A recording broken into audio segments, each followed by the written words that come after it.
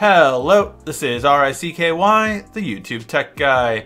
Hey guys, so today we are bringing you the review, finally, for the OnePlus 6T. Now this is an awesome phone that easily is the best valued phone in the market right now. I don't think there's any real competition. If you want the best phone at a under $600 price point, this is it. So let's go through it. It has the high-end specs and hardware that most flagships have at $1,000 plus. It has a Snapdragon 845, best processor on the market, 8 gigs RAM, more RAM than most phones, and great storage from 128 to 256. But I will say that even the battery is 3,500 plus, which is, I think, the middle ground where you want to be. You want to be above 3,500, and this phone is, so that's a really solid line to cross over in terms of battery life. Especially after the performance boost we did with the how to speed up and save battery life on this phone, it got an insane amount of screen on time, one that bested almost every flagship on the market this year. Now it did make our top 10, even our top 5 of 2018 for a reason. That's just because for what you get for it, there is no better. Now there are two places where OnePlus 6 didn't do well, and the OnePlus 6T did address one of them, I would say, fairly well, and one of them still needs work. Now, all in all, I will say the camera is a big boost up from the OnePlus 6 and definitely from last year's models. Just overall serviceable photos, and really stood out on all my vacations that I went with it for, but I will say that it still doesn't compare to other flagships at the $800 up price range. When I did test it towards the LG Note 9, Pixel 3, phones like that of that caliber camera, it definitely could not keep up with them in most shot scenarios. Now again, very serviceable, and I think most people will love this smartphone. It's more of when you have it side by side where you can really tell the difference. Now, not only that, it does come with new technologies such as the fingerprint scanner in the display, which does work here and there, and I think it was a really cool new thing to do, but it again was something that is getting better and better with time. With more software updates, I have noticed it improve, but it still needs work.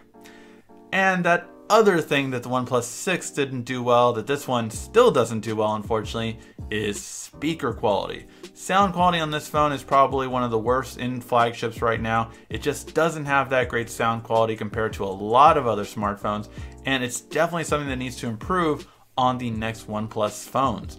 Overall, sound quality is probably OnePlus's biggest weakness. That and not having some extras like wireless charging. There's no reason this phone shouldn't have had wireless charging. If you wanted to make it thicker, you should have made it thicker. Heck, even throw in a 4,000 milliamp battery with that thickness and wireless charging, and it would have been much better than just having dash charging with just your charger.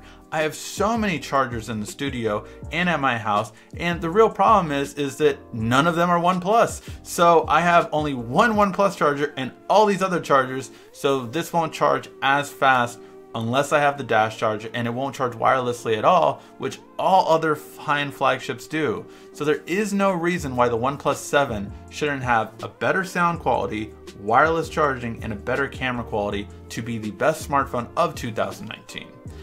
All in all, this phone really has stood out for a lot of reasons. Great battery life, great screen, great specs, and all in all, it's the best solid phone for $600 and under. If you go to the $1,000 price range, which is again a lot more money, yes, there are better phones that have better things in it in terms of having a better screen, brighter screen, in terms of having better sound quality, in terms of having better photo quality.